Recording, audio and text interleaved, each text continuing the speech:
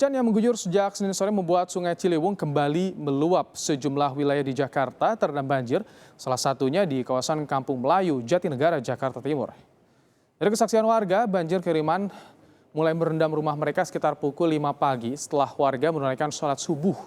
Meskipun tidak separah banjir yang terjadi di awal tahun 2020, air sempat menggenangi rumah mereka hingga 70 cm. Warga menyebut telah mengantisipasi datangnya banjir setelah mendapatkan informasi jika Bendung Katulampa berstatus siaga 1. Badan Meteorologi, Klimatologi, dan Geofisika BMKG juga memprediksi hari ini sebagian wilayah Jakarta akan kembali diguyur hujan dengan intensitas yang bervariasi.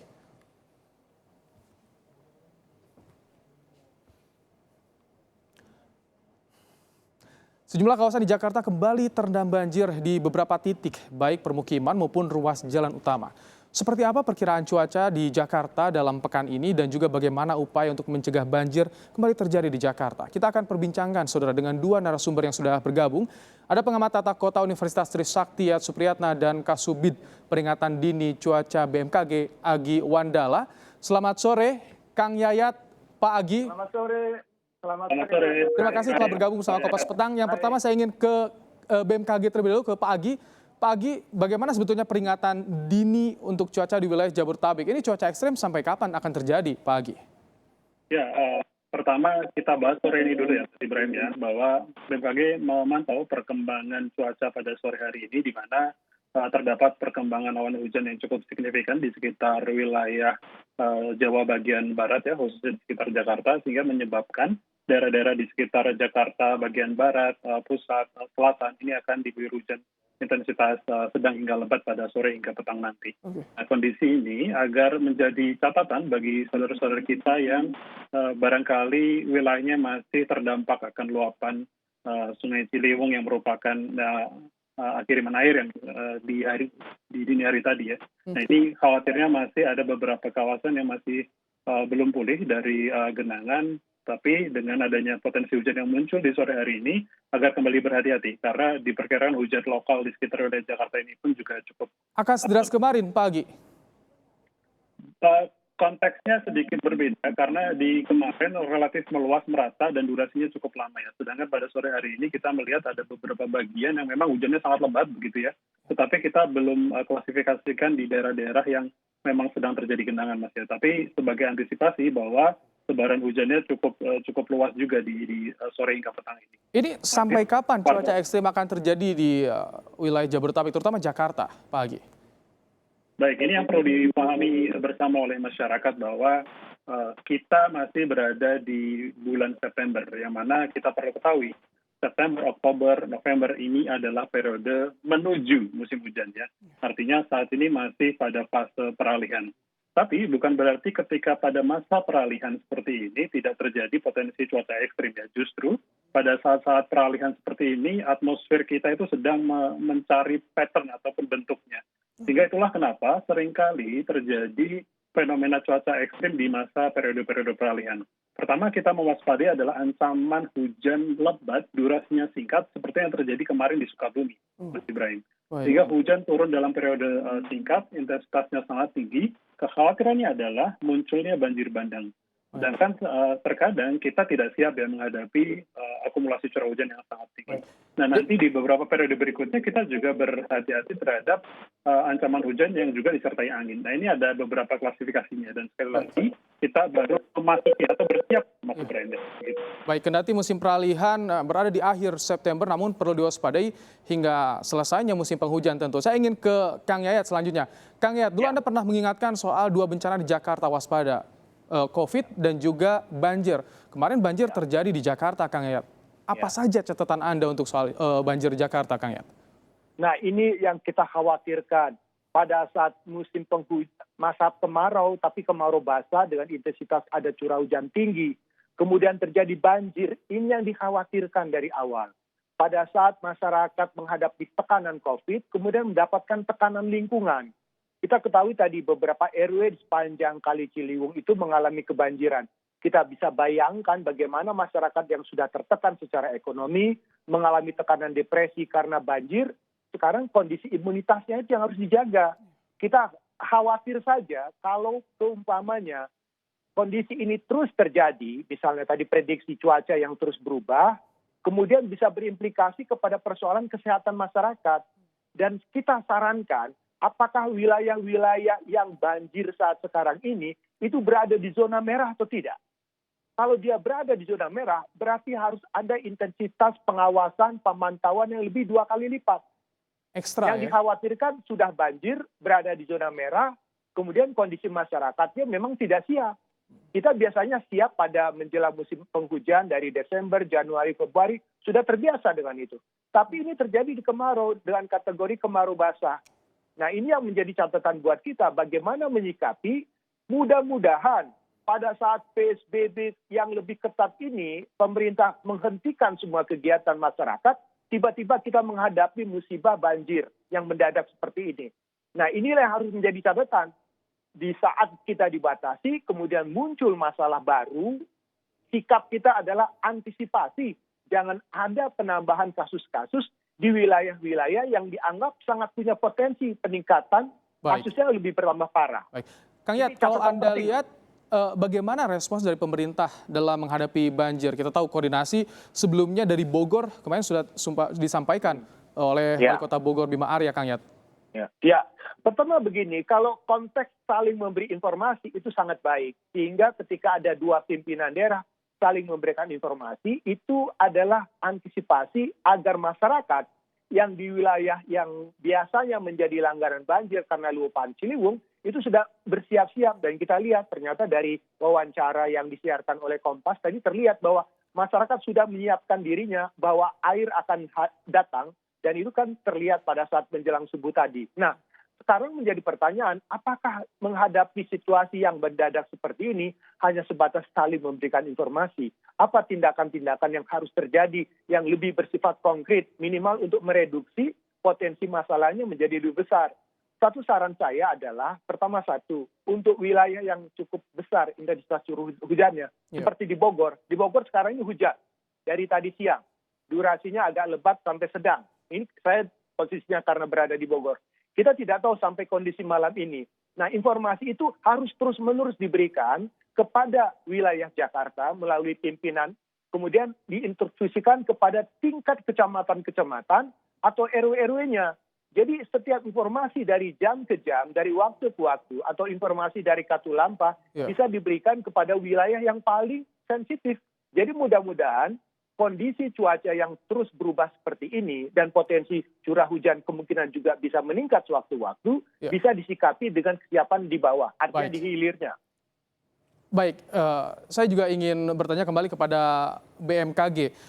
Pak Agi, tadi disampaikan sudah ada koordinasi karena informasi awal tentu dari BMKG soal cuaca ini. Nah, untuk wilayah mana saja di Jabodetabek terutama yang harus diwaspadai, kemudian dampak seperti apa lagi dampak fenomena cuaca ekstrim peralihan musim ini, Pak Agi, yang harus diwaspadai?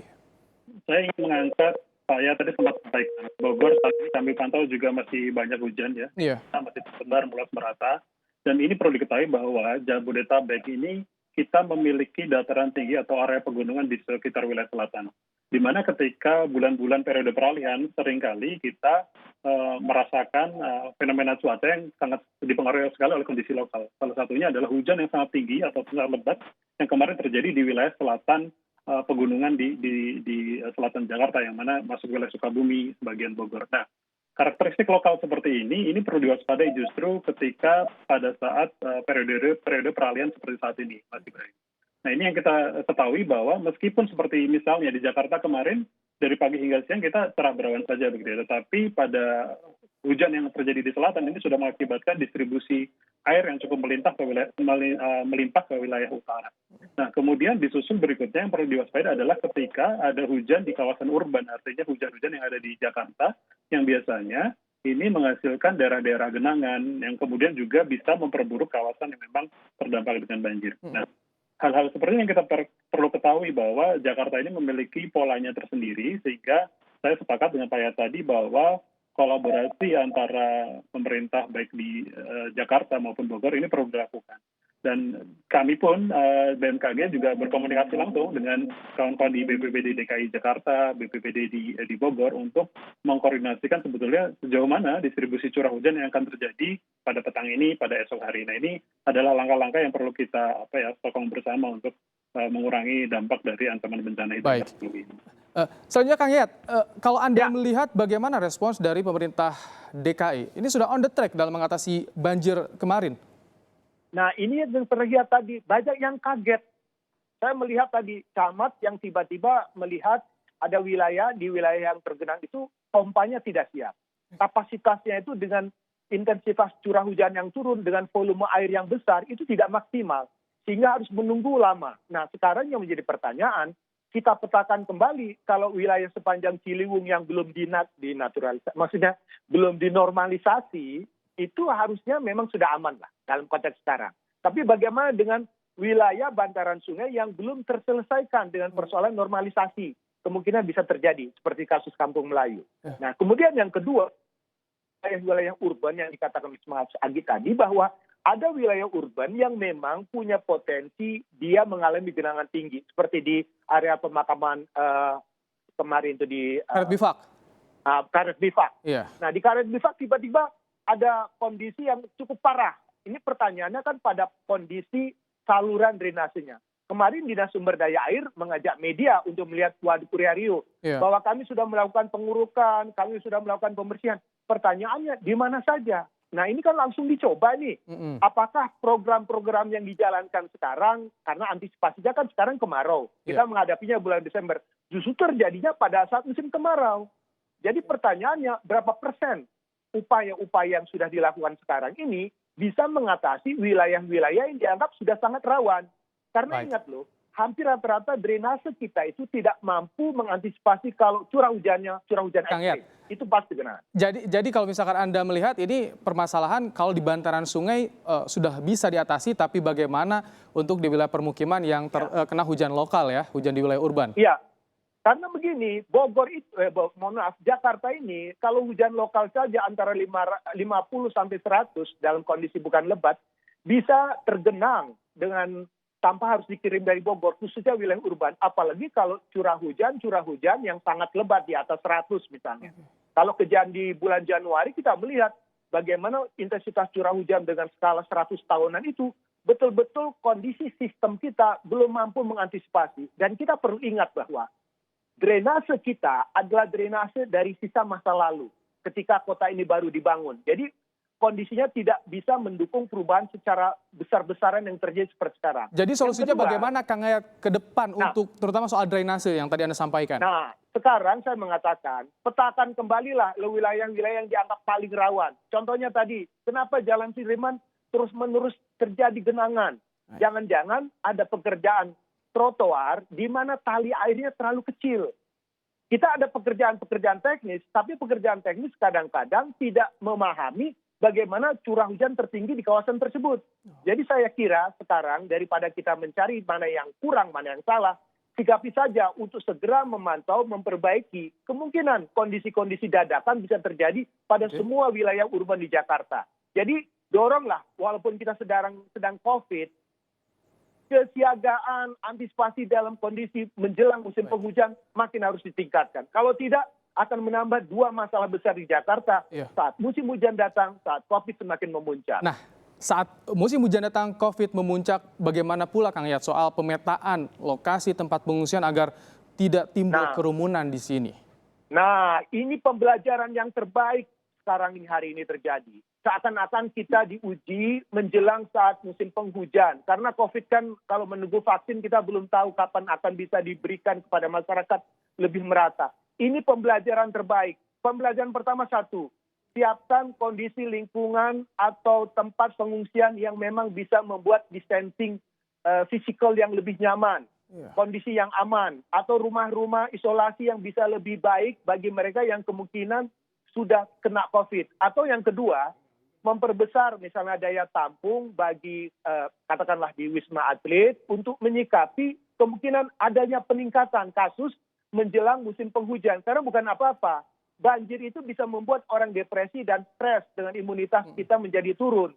Jadi yang harus disiapkan adalah sikapi dengan mempersiapkan penampungan yang lebih besar, tempat pengungsian yang aman, dan logistik yang lebih teratur. Baik. Jadi sekali lagi, saat sekarang menjadi catatan dan pembelajaran bagaimana nanti jika musim hujan turun dengan intensitas yang cukup panjang, dengan durasi yang lebih panjang lagi, dengan bulan yang lebih panjang, kita sudah lebih siap. Mudah-mudahan tidak menambah beban baru bagi warga kita Baik. yang sedang prihatin seperti sekarang ini. Baik, itu perlu ada pemetaan lokasi pengungsian. Saya selanjutnya ingin ke BMKG. Pak Agi, apakah dari BMKG ada informasi khusus soal pemetaan perakiraan cuaca yang berkaitan dengan zona merah, misalkan di wilayah Jabodetabek atau PSBB? Bagaimana? Ya, Pak Ibrahim, sebelum ke sana, saya ingin menambahkan sedikit bahwa ketika kita bicara hujan lebat terjadi di periode September ini merupakan signal yang di sisi lain yang bisa kita anggap sebagai sebuah periode pembelajaran. Ada satu informasi yang pada saat awal tahun ini ada badai tropis yang menghantam India dan juga Bangladesh, di mana badai tropis tersebut menghantam ketika fase COVID sedang naik ya, sedang tinggi-tingginya. Nah, ini menjadi suatu problem yang mana langkah antisipasi terhadap penanganan korban bencana itu menjadi cukup sulit karena masyarakat yang terkena dampak ini tidak boleh diletakkan dalam ruang yang sama misalnya. Nah, ini juga kita perlu antisipasi ketika kita masih memiliki periode di mana kita ketahui puncak hujan di Jakarta ini antara Januari Februari. Nah, November, Desember, kemudian nanti masuk ke tahun 2021 pun kita perlu menyiapkan diri bahwa lingkungan kita harus ready, harus siap terhadap ancaman hujan yang bagaimanapun karakternya. Bisa jadi yang hujannya lebat durasinya singkat, begitu ya. Ada juga hujan-hujan yang memang sifatnya di selatan wilayah Jakarta. Nah, kondisi ini yang perlu kita lihat bersama juga ya ke depan. Jadi ada jalur komunikasi dari BMKG kepada Pemprov soal peringatan dini cuaca di daerah-daerah yang zona merah COVID. Ya, tentu saja untuk zonasi baik itu zona COVID maupun juga zona dampak bencana hidrometeorologi, kawan-kawan di BPBD yang lebih memiliki ya area ataupun detail daripada setiap kecamatan itu sendiri. Tetapi betul bahwa BMKG pun memiliki jalur komunikasi khusus dengan kawan-kawan BPBD DKI dan call center mereka pun juga merelay data dari peringatan dini cuaca yang dikeluarkan oleh BMKG. Nah, masyarakat pun perlu mulai familiar ya dengan bagaimana sebetulnya prospek cuaca ke depan, karakternya seperti apa, sehingga adaptasi terhadap perubahan cuaca dalam beberapa waktu ke depan itu perlu diketahui dari segi waktu maupun dari segi ruangnya juga. Baik, belum terlambat tentu semua pihak harus bersinergi untuk bisa mengatasi banjir di tengah pandemi agar tidak semakin banyak warga yang terdampak. Terima kasih Kang Yayat, pengamat tata kota. Terima kasih Pak Agi dari BMKG telah bergabung bersama kami di Kompas Petang.